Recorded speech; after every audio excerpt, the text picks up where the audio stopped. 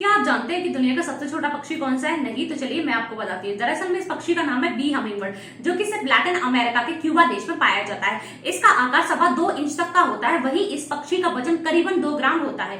इतने छोटे आकार की वजह से लोग कभी कभी इसे मधुमक्खी भी समझ लेते हैं।